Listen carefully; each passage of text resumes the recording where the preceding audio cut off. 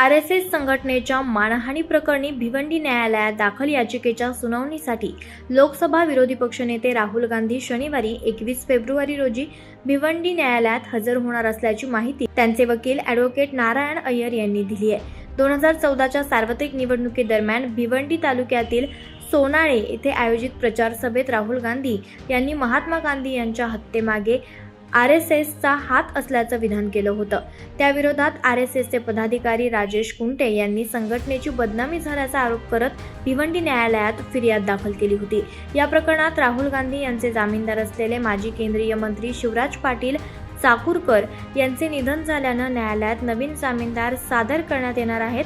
त्यासाठी राहुल गांधी न्यायालयात हजर राहणार असल्याचं त्यांच्या वकिलांनी स्पष्ट केलंय. दरम्यान या प्रकरणात फिर्यादी राजेश कुंटे यांची सरतपासणी आणि उलट तपासणी पूर्ण झाल्याची माहिती ॲडव्होकेट नारायण अय्यर यांनी दिली आहे.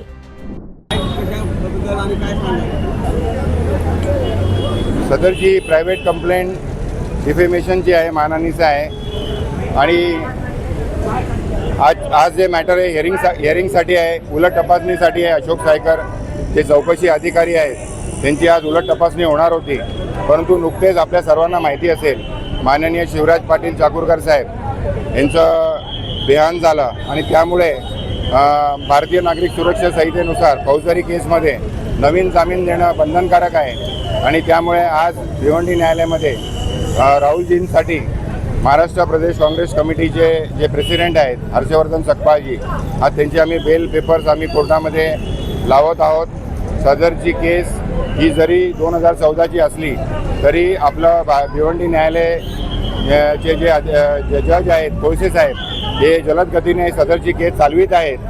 आणि प्रत्येक या क्रिमिनल केसमध्ये फिर्यादी असो किंवा आरोपी असो, प्रत्येकाला आपापलं साक्षीदार तपासणं बंधनकारक आहे. सगळ्यांना संधी समान मिळाली पाहिजे आणि त्यामुळे सदरची केस ही अतिशय जलद गतीने चालत आहेत.